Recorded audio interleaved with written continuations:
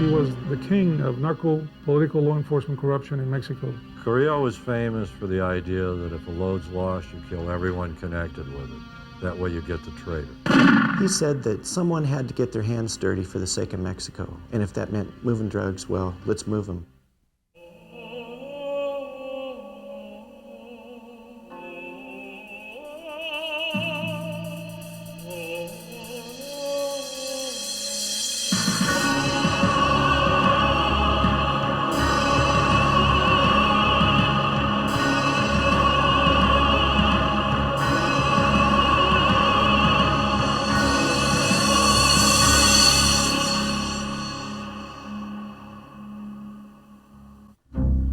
September 29th, 1989. It was the largest seizure of cocaine the world had ever seen. Over 21 tons with a potential street value in excess of $7 billion, discovered in a warehouse in Silmar, California. Boxes of the narcotic have been stacked 8 feet high alongside bags filled with over $10 million in cash. Investigators soon discovered that the drugs had entered the United States via the bridge that connects El Paso, Texas with the Mexican border community of Jurez. And while most law enforcement officials wouldn't learn his name for several more years, they were already experiencing the influence of a mysterious Mexican drug lord named Amado Carrillo Fuentes. His rise to power and ultimate demise offers a rare glimpse into the narco-political underworld of Mexican organized crime.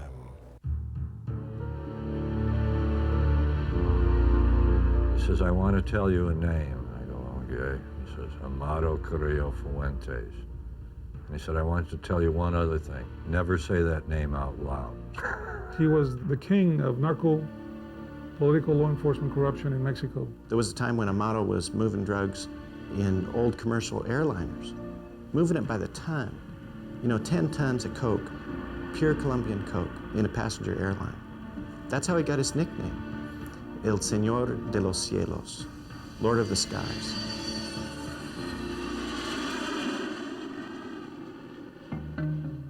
The 2,000-mile expanse of the Mexican-U.S. border has been attracting smugglers since before Prohibition, when men delivered whiskey to the thirsty patrons of Texas and Arizona. Marijuana was a drug of choice in the 30s. And after World War II, recovering GIs addicted to morphine created an enormous demand for heroin. For more than a century, Mexico's traficantes have catered to America's changing appetites. Smuggling activities are often coordinated from the state of Sinaloa, long recognized as Mexico's marijuana and heroin heartland. The U.S. Drug Enforcement Administration has even given the region a special nickname. A lot of the drug guys come out of that area. It's very poor, you know, it's a lot of ranchos. And so DEA calls it Jurassic Park, because that's where the prehistoric monsters come from. Charles Bowden is a journalist and author. His book, Jurez, The Laboratory of Our Future, takes a critical look at the forces shaping modern Mexico. You have to understand, Sinaloa has always had a bandit culture, hereditary. It's, you know, an entire state with a Jesse James ethic. Indeed, the tradition of smuggling is so strong that the region has its own patron saint. Jesus Malverde was a bandit at the turn of the century with a Zorro-like reputation for helping the poor. After his execution by government forces in 1909, villagers began to attribute miracles to the bandit martyr. Traffickers often visit his shrine to have bullets blessed or to thank the narco saint for their good fortune. It was into this environment that Amado Carrillo Fuentes was born in the early 1950s. We know little of his childhood, but in the early 1970s, his uncle, Ernesto Fonseca, gave him a job harvesting marijuana. Carrillo was starting his career at the very bottom. Fonseca was a powerful smuggler and original member of the influential Guadalajara cartel under the tough Miguel Angel Felix Gallardo. A former Sinaloa state police officer, Miguel campaigned for cooperation among the competing traffickers, a philosophy Carrillo himself would adopt many years later. This spirit of cooperation put the cartel in a unique position to benefit from another organization's misfortune. He said, sure, they're running 3 people. 4 people total. 4 people total. In 1982, U.S. anti-drug forces deployed throughout South Florida and crippled the distribution network of Colombia's cocaine kingpins. Stung by the losses, the Colombians needed a reliable way to move their product into the U.S. Miguel Angel jumped at the opportunity. The cartel had ferried cocaine through Mexico before, but this new arrangement would encompass much larger loads and bring much greater profits, up to $2,000 per kilo. It wasn't long before the Sinaloa drug lords were making more money than ever before. Here in the Sierra Madre, where there's no electricity and people have thatched roofs, you start seeing nightclubs of lavish marble and things in the middle of nowhere. And then you notice that people that are barefoot have Uzis. And what are you supposed to think? They had a good corn crop? It is unknown how Carrillo made the transition from harvesting marijuana to full-out trafficking. Most believe that Carrillo had completed his apprenticeship and was ready for a larger role in the organization. That larger role may well have included a 5-year stint as a member of Mexico's secret police, the DFS.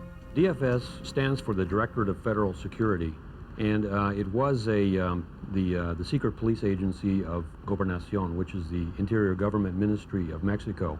Amado had one of those badges. He was an agent at the time of the bust of the Buffalo marijuana complex in Chihuahua, Mexico. A vast multi-billion-dollar operation, which at the time employed 7,000 farm workers on the marijuana fields. The biggest drug plantation ever created on Earth. One so large it could be seen by American satellites. The drug complex was exposed by DEA agent Enrique Camarena, who was kidnapped, tortured, and murdered by leaders of the Guadalajara cartel, Carrillo's uncle among them. In the investigations that came out later, it turned out that the DFS was deeply involved in the protection of this operation, along with the MFJP, the Mexican Federal Police, and the Mexican Army. The cowardly murder of Enrique Kiki Camarena, special agent with the Drug Enforcement Administration, was carried out by the Mexican government in conjunction, in cooperation, in partnership with the godfathers of the drug trade. Phil Jordan retired from the DEA after 30 years of service, including 10 years as special agent in charge of the Dallas office and 1 year as head of EPIC, DEA's El Paso Intelligence Center, the largest database of drug trafficking information in the world. He and Camarena were good friends. To this day, Mexico has never apologized for having captured and delivered Kiki Camarena to the traffickers. Because of the international pressures that resulted, mainly from the United States, the DFS dismissed 400 of its agents. And I have to assume that Amado was one of those 400 who were dismissed at that time. In 1985, Carrillo made his way to the border town of Ojinaga, a village situated near the Big Bend region of Texas that was rapidly becoming a major distribution center for narcotics in northern Mexico. It had always been very important for marijuana and heroin, but after the cocaine smuggling shifted from the Caribbean into Mexico, Ojinaga became cocaine central. At the time, Pablo Acosta was the undisputed crime boss of Ojinaga. Having smuggled heroin and marijuana in the region for close to 15 years, he had finally taken control of the region, or plaza, 3 years previous. In a process known as piggybacking, the Guadalajara cartel had added cocaine to Acosta's well-respected operations. Pablo's strength was that he had the protection soda for that whole region. And so the cocaine coming in was secure. Nobody had to worry about it. If it was in Pablo's hands, it was safe. Proof that Carrillo was in Ojinaga came in 1985, when U.S. Customs agent detained him for carrying an automatic rifle into Mexico. This was Carrillo's first and only run-in with U.S. law enforcement, and it produced the oldest known photographs of the man who would become Mexico's most powerful drug lord. Carrillo spoke freely with the customs officials, giving them a great deal of personal information. And even though U.S. intelligence had already identified Carrillo as a powerful trafficker, they did not know how the Sinaloan fit into Pablo Acosta's organization. They seemed at least to have had a good friendship. Pablo, when I was with him, was very proud of the ingot around his neck. I asked him about that. It was a 1-ounce gold ingot, and he said it was a gift of Amado, and then he showed his watch. It was a solid gold Rolex that also, according to him, had been a gift of Amado. He wore it everywhere. He was, like I said, very proud of that. In fact, when he died, he had the same watch around his wrist. Carrillo's arrival coincided with a sudden upswing in the amount of cocaine being flown into Ojinaga. Experts now believe that Carrillo's role at the border was a dual one: to coordinate his uncle's Colombian shipments and to apprentice under one of Mexico's most experienced smugglers.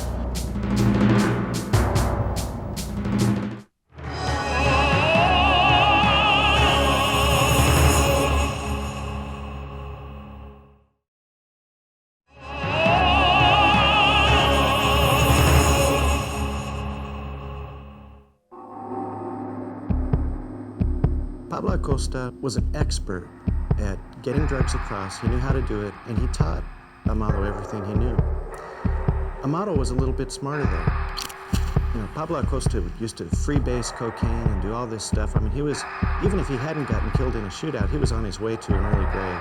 Aging and addicted, Acosta was losing his grip on the plaza.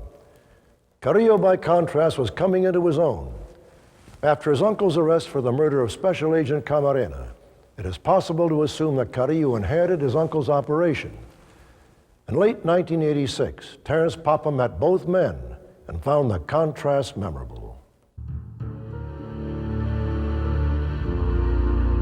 We were sitting there in an apartment above a radio station.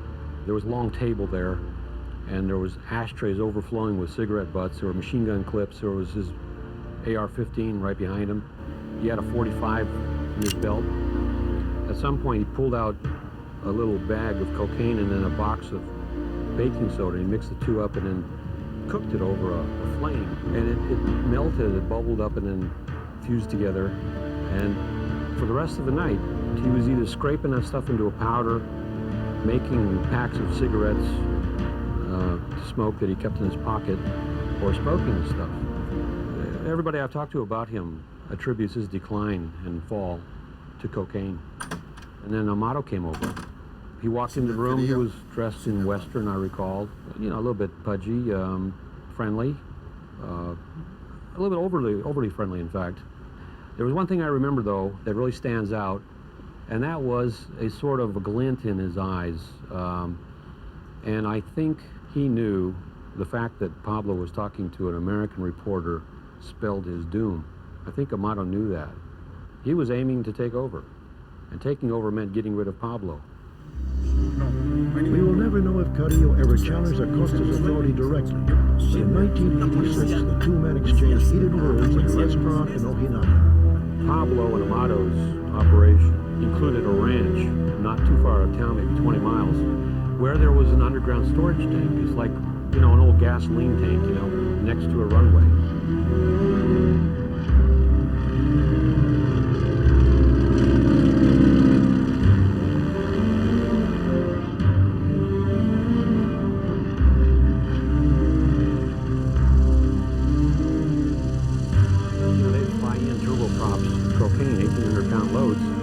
Offload it and bury it in a tank. And only the traffickers knew about this tank. Somehow or other, the DEA found out about this tank. Somehow or other, Amado found out that the DEA knew about it. Now, independently of Pablo, Amado had 6 people rounded up who had knowledge of that underground tank. And he had each one of them tortured to death to find out if there was a leak or if they knew anything about a leak. None of them did. But they were all dead. Acosta confronted Carrillo, asking him what he had accomplished by killing 6 innocent men. Carrillo replied, coolly, Eliminas a todos, eliminas tu problema. it is better for 6 innocent men to die than for one guilty man to go unpunished. I think that Amado learned some lessons from Pablo. He didn't learn the crack cocaine lesson very well because he appeared to do that for the rest of his career. But he did learn that the high profile had some real strong drawbacks. During his interview with Terrence Papa, Pablo had revealed part of the protection scheme unique to Mexico's organized crime groups, that in order to control the plaza, he had to make regular payments to both the Army and the Mexican Federal Police. As soon as the interview was published, the order came from Mexico City to arrest Pablo Acosta. For the next 5 months, they chased him all over Mexico. He ended up hiding out in a river village on the Rio Grande, and he was trapped in an adobe hut for about an hour. They had a hellacious gun battle, and he was killed. He refused to give up. When Acosta went on the lam, Carrillo disappeared. Some believe he was involved in Acosta's death. I can't speak for the DEA. I can speak for the intelligence that was known, and the intelligence was that Amado Carrillo Fuentes paid the Mexican Federal Police $1 million to have Pablo Acosta killed. Never have a high profile. Don't talk to reporters. Don't let anyone know your name. Kill people that publicize your name. Because that's what killed Acosta. He became too well known, thereby becoming an embarrassment to the Mexican government that employed him, which they did. The police and the government in Mexico get a cut of everything, including crime. So if you want to be a criminal, the head criminal, you have to establish that you're in charge of the plaza, that you represent the criminal element. Then you can go to the comandante and cut a deal. And the comandante will tell you, you can do anything you want, but if it gets to be trouble, I'm going to kill you, arrest you, jail you. But if that doesn't happen, you just give me my bite, and you can do business. That was the way the plaza system functioned. Over time, it was natural for individual plazas to band together into larger alliances. Carrillo's original mentor, Miguel Ángel Félix Gallardo, expanded his operations north of the border, forming the Tijuana cartel. Juan Garcia Abrego consolidated coastal smuggling with prohibition routes across the mountains to create the Gulf Cartel. The Juarez cartel was under the control of Rafael Aguilar Gallardo, a former commander of the DFS, Carrillo's alma mater. It is from Juarez that Carrillo resumed his air shipments from Colombia, mere days after Pablo Acosta's funeral. Bueno pues, Aguilar's former role as a federal secret policeman gave him unique access to the workings of traffickers throughout the region, information he most likely turned to his advantage in growing his cartel's influence. It is believed that Aguilar had an existing cocaine deal with Colombia's Cali cartel before Carrillo came to Juarez. Carrillo's connection to the Median traffickers was a welcome addition to the business. Then in August of 1989, Carrillo was arrested in Guadalajara, charged with trafficking for the Colombians. The military confiscated 6 of his aircraft, 4 of them jets. He was released a few months later. He was arrested, though. A photograph was taken of him that was distinctly different from the photograph taken of him in Ojinaga when he applied for a border crossing card. The only way that I could think of for a person to radically alter his appearance like that is through plastic surgery. Carrillo was in prison when authorities discovered the 21 tons of cocaine in Silmar, California. It is likely that the young drug lord had helped transport the narcotics into northern Mexico. I was in charge of the El Paso office at the time that that happened. We had an idea that there was a lot of narcotics coming across. We did not know the tonnage, which came all through the El Paso corridor. It was all through the Amado Carrillo Fuentes' organization. DEA in an intercept heard a conversation between a known drug guy in LA and a drug guy in Colombia. And the Colombian said, they didn't get the other 20 tons, did they? Silmar terrified the American drug community because it blew the whistle on how big the volume of the traffic was. And secondly, because they took it down and it never affected the price of coke on the street. By the spring of 1990, Carrillo was out of prison and the Juarez cartel was experiencing a period of relative calm. In contrast, western Mexico was becoming a war zone. Shortly after the arrest of Miguel Ángel Félix Gallardo, the Tijuana cartel split. Joaquin El Chapo Guzman and Hector Luis Palma formed the rival Sinaloa cartel. Miguel Angel's nephews, the Arellano brothers, arranged the revenge murder of Palma's wife and children. The Sinaloa cartel retaliated by sending 40 armed gunmen to attack a discotheque where one of the Arellanos was partying. The bloodbath culminated in the 1993 assassination of Cardinal Juan Jesus Posada Chicano, killed in a firefight at the Guadalajara airport. What that killing did, it outraged Mexican society. And it showed just how brazen traffickers had become. It showed the horrible possibilities of Mexico becoming another Colombia. The Juarez cartel took tremendous advantage of this uncivil war, expanding their territory and offering asylum to several traffickers caught in the crossfire. Even the Colombians found themselves having to make compromises. When Carrillo decided Mexicans wouldn't simply take a fee to ferry Colombian coke, but would move it for half the load. Because then when they took half the load, they started displacing Colombians in the United States in the distribution system. And that's when the roar of money hit Mexico. And that happened between 85 and 90, depending whose account and where. But the real architect was Amado Carrillo. The kid had a head for business, and he had a cold heart.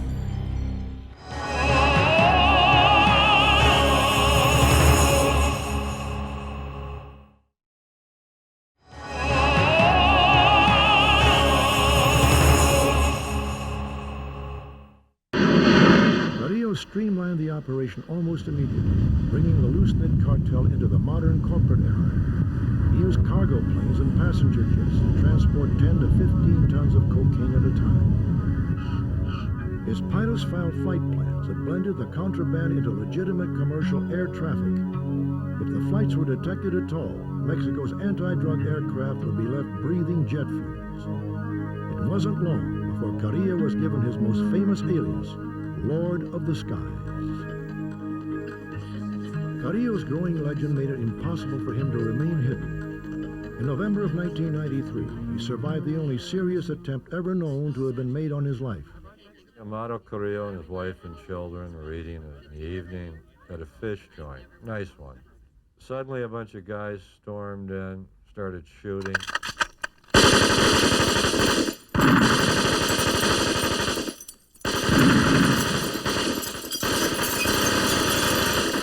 Carrillo escaped. It's believed by DEA that the reason Carrillo survived was he'd been careful enough that even his assassins didn't know what he looked like and shot the wrong man. It is still unknown who ordered the hit. Some experts say it was Gulf Cartel leader Juan Garcia Abrego trying to eliminate his main competition. Others point to the Arellano brothers at Tijuana, who were upset because Carrillo had fronted money to their bitter rival, Joaquin El Chapo Guzman. They have a saying in Spanish, plata o plomo. That means silver or lead. You take the money or you get a bullet. And that's how these guys operate. Carrillo paid his loyal followers well. Conversely, he showed little mercy for the disobedient. And security leaks, intentional or accidental, were treated with the same swift surgical response. Carrillo was famous for the idea that if a load's lost, you kill everyone connected with it. That way you get the traitor. And he did it. Carrillo took in 93 and 94 to killing people where he wanted the bodies found and were tying them with yellow ribbons as a message. Gradually, Amado progressed. He apparently owned the only tiger in Juarez. There's a history among drug guys of liking to own big predators. In 96, the tiger escaped actually and ran around in the streets there. Was captured and sent to Ciudad Chihuahua, the capital, to be placed in that zoo. About that time, drug killings started appearing where the people would be dead, executed, hands tied, shot through the head, but would be delicately draped with these cheap tapestries with tigers on them. If you're found in this fashion, it's to send a message. It's a form of policing. And it was rigorous, and Carrillo was very good at it. Under Carrillo's reign, Juarez was a city under siege, choking on the violence of its ruler. In contrast, the drug lord's hometown of Guamuchilito benefited from the drug lord's largesse. He was very good with all of the people. What did he do here, for example? The main thing he did was build the church. The locals there love him. For people who live in that area, poor farmers, he's money, he's wealth, and he's a father figure. In late December of 1994, the value of Mexico's currency on the open market plummeted. Like most drug traffickers, Carrillo kept his fortune in U.S. dollars and soon found himself 30% richer. In 1995, however, events conspired to make Carrillo's empire even more profitable. Colombian police arrested the Rodriguez Orejuela brothers, Carrillo's primary contacts in the Cali cartel. With the Median cartel in similar disarray, Carrillo arranged for the direct purchase of cocaine from farmers in Bolivia and Peru. What Carrillo really did was become almost the single broker for cocaine. And he held 2 meetings with the other capos, heads of cartels, and here's the offer. I'll broker the cocaine and we don't fight over territory.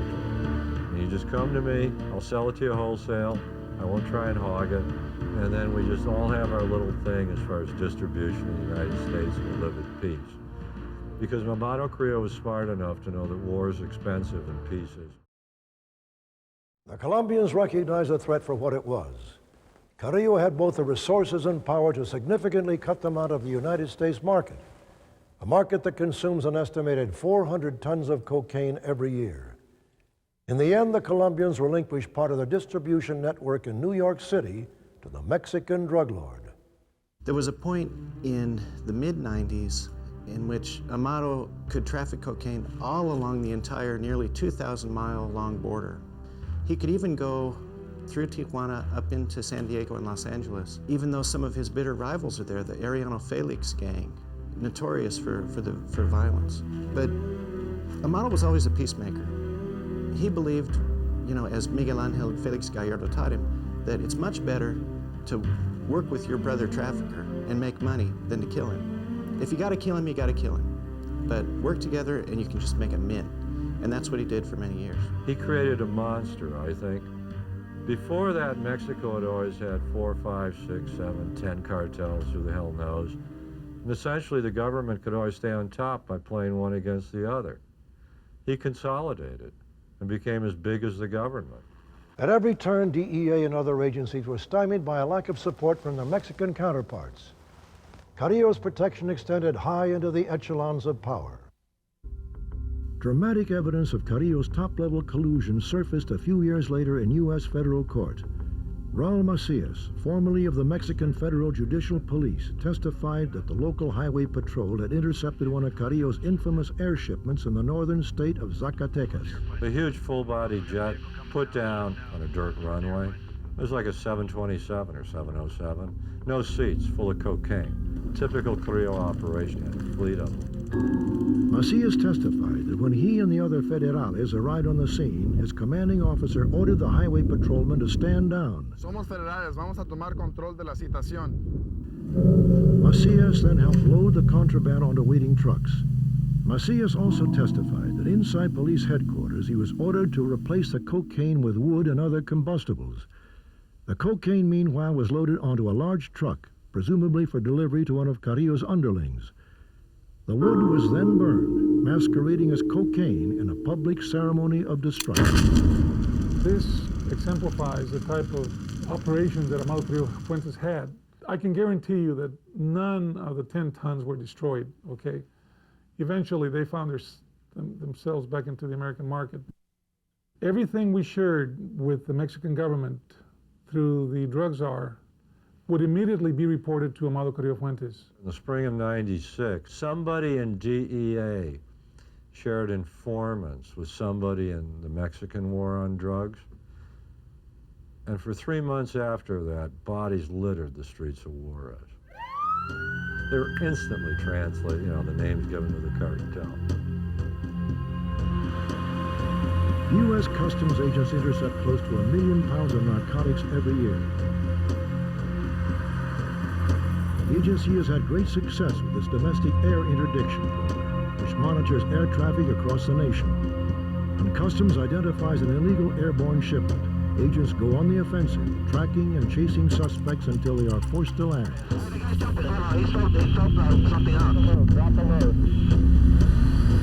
the border crossings, gamma ray and backscatter X-ray imaging devices peer deep into the vehicles to expose expertly hidden narcotics. But even with the latest technologies employed to stem the flow of drugs into the United States, weak links remain. The border with the most traffic on Earth is the United States and Mexico.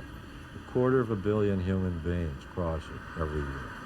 There's no way to police it. U.S. Customs doesn't inspect 10% of the vehicles coming in. What that means is If you just threw the dope in the trunk and said the hell with it, 90% would get through. At the border, the odds favor the trafficker. When cocaine first enters Mexico, its wholesale price is approximately $2,000 per kilo, equal to about 2.2 pounds. By the time it reaches the border, that same cocaine is worth approximately $5,000. Once it crosses a border, the cocaine can fetch up to $20,000 wholesale with a street price that is potentially much higher. Even if you assume a remarkable confiscation rate of 50%, the cartel still clears 200 to 500% profit. And when you factor in the potential for corruption of U.S. officials, the odds improve even further. There's documentation, there's cases where inspectors have been paid up to $1 million to look the other way as a load of cocaine goes through the port. If you look at a checkpoint on the border and there's 30 guys working there, you'd have to be a fool to buy 30. You only need one. Just run it when he's on or she's on. You don't have to corrupt many. They'll tell you what you do next then. To protect your boy, you throw that guy a load. You say there's a Buick coming through with 200 pounds of coke in the trunk. So he looks clean. That's done all the time. And it's because the money's too big in drugs. Drugs corrupts everything and everyone.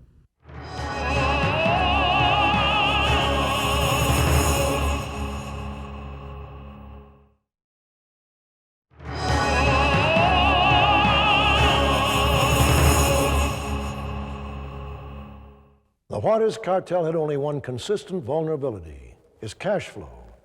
Until their gargantuan profits had been laundered into legitimate-looking dollars, Carrillo couldn't touch them. Drug money is not hiding in the ground in 55-gallon drums. Drug money is in commerce with the rest of the money. It gets there because money launderers use the same facilities that legitimate corporations use who earn money. The laundering process was surprisingly simple. By secret arrangement between trafficker and banker, cash generated from drug sales in the U.S. was smuggled back into Mexico and deposited in any one of several Mexican banks. The bank would then issue the trafficker or his representative bank drafts in U.S. dollars drawn on the Mexican bank's accounts at major U.S. banks. The cash itself would then make its way back across the border by armored car and be deposited in the U.S. The bank drafts were then free to be laundered into legitimate business and real estate holdings around the world. San Antonio, Texas, has a $3 billion surplus every year in its banking system that cannot be accounted by any calculus in the legitimate economy. Miami's $25 billion. El Paso, $750 million. If you wanted to hurt drugs by hurting money, you'd hurt it on both sides. But one side can bite you, meaning banking in this country. The biggest lobby for the NAFTA treaty didn't exist in Mexico. It existed in the U.S. financial institutions because they were the beneficiaries of all the money the Mexican banks and corporations would bring to the United States. They're investing it overnight and earning from it. At its peak, Carrillo was making an estimated $10 billion a year. In that same time, it is believed he was paying $500 to $800 million in bribes.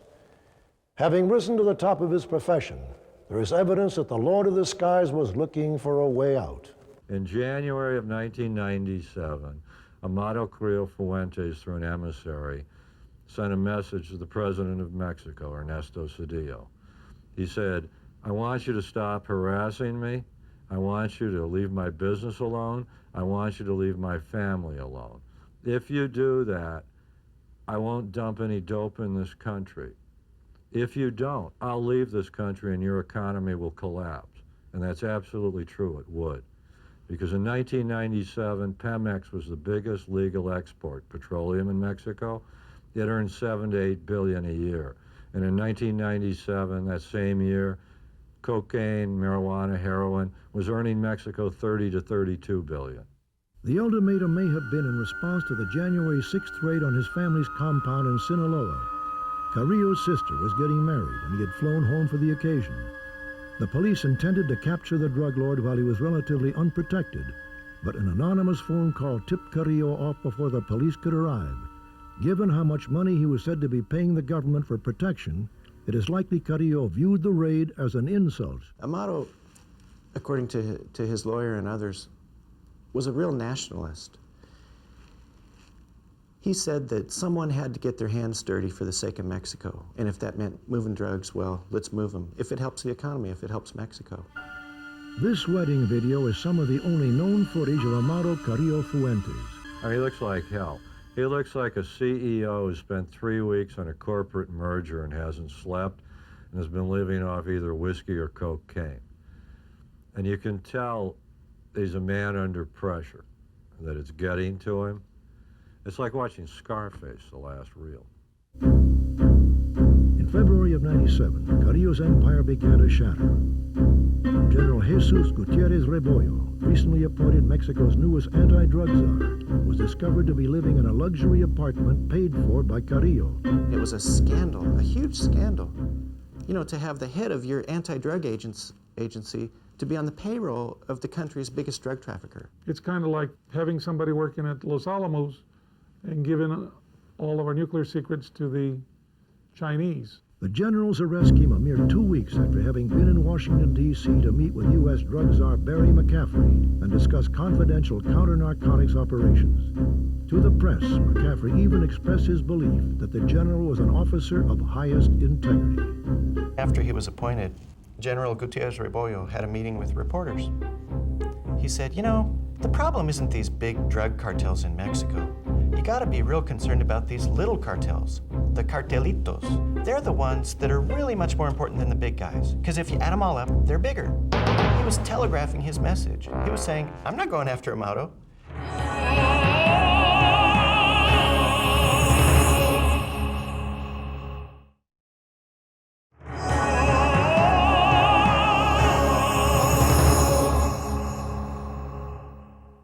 Every year, the United States scrutinizes cooperative anti-drug efforts around the world in a process known as certification. Countries that fail the review face trade penalties. The government and the media have unearthed new information confirming previous suspicions about the extent of narco corruption within Mexican institutions.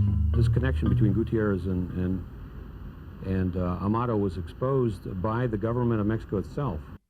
Mexico's failure to confront these cartels does not protect a single child on any street of any city in the United States of America. We stand by the decision, obviously, to have the United States certify Mexico, and we're very much opposed to the efforts in Congress to reverse that decision, because we don't see how it helps the United States to walk away from Mexico when both of us are together, working together in a fight in the drug wars. It's almost become a ritual now. Every time certification comes up in February, the Mexicans end up offering something, a sacrifice. It was a tremendous shock to all of us to have this General Officer Gutierrez Rebollo revealed, alleged to be a criminal. There's two things about certification I think everybody should know. One, it's a total fraud. It doesn't change anything in Mexico.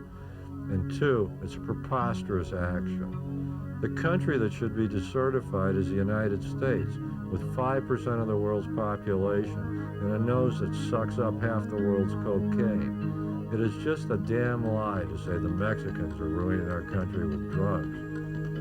Any demand for drugs will create a market. The drugs will be here as long as we want to buy them. If it's not the Mexicans, somebody else will bring them. But this is our problem, not theirs. After the general's arrest, Carrillo went underground. During this time, he was reportedly seen in Cuba, in Europe, and as far away as Russia. Officials eventually learned that he was preparing to move his operations out of the country and down to Chile. If he was no longer welcome in Mexico, it was reasonable. Then Carrillo would then run his drug empire from the very bottom of the world. But Carrillo surprised everyone when he returned to Mexico City in July of '97, ready to undergo plastic surgery. He checked into the hospital under an assumed name. For over 9 hours, a team of 4 doctors operated on Carrillo. Radical liposuction removed 20 pounds of fat. Facial sculpting altered his appearance. In the end, however, an overdose of the tranquilizer Dormicum kept Carrillo from ever leaving the table. When officials learned that Carrillo had died under such bizarre circumstances, few were willing to believe it. After all, it wouldn't have been the first time a fugitive had faked his own death by leaving an unrecognizable corpse. It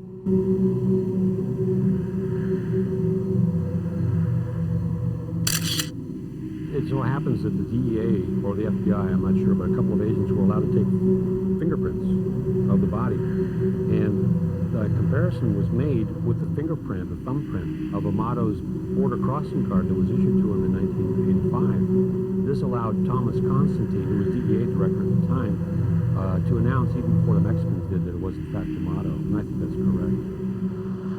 4 months later, the bodies of Carrillo's doctors were discovered stuffed inside oil drums along the side of a deserted highway. They had been extensively tortured. It's widely believed that the family members did this to the doctors. That's very likely. The family wanted to find out why Amato died, and so they tortured people to death to try to find out what the truth is. Through sources, know of a person who saw the body the night he died and said the sutures weren't even stitched. Well, plastic surgeons close the sutures. You're paying to not have scars. That's the whole idea, to change your appearance, which would suggest somebody deliberately killed him by injection. The question there is, who injected the chemical? You know, Did the government kill him? Members of his own cartel, another cartel, American law enforcement, or the CIA? Mexican authorities are convinced it was murder, but they haven't offered any evidence. My theory is that he really did die under plastic surgery. He had been using crack cocaine for at least 10 years. That has a tendency to degenerate your organs, your heart, your liver. What the truth is, probably the Carrillo family, they're the only ones who will ever know.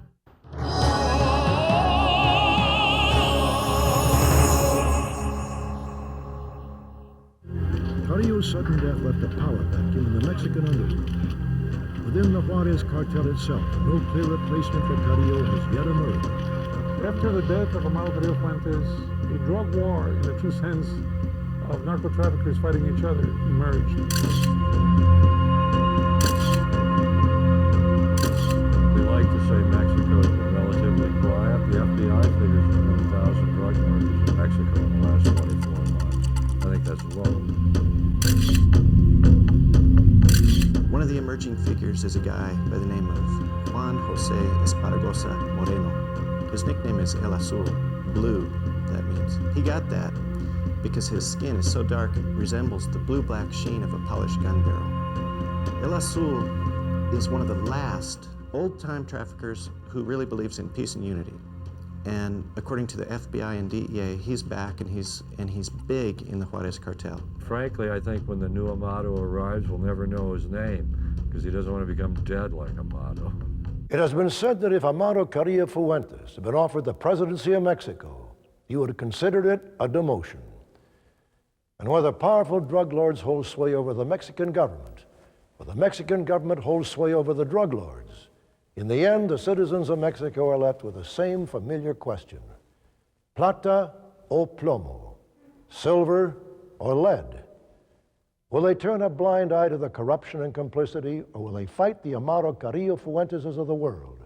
We have in the past won major battles, but we're still a long ways from winning the war. Amado Carrillo died in July of 1997.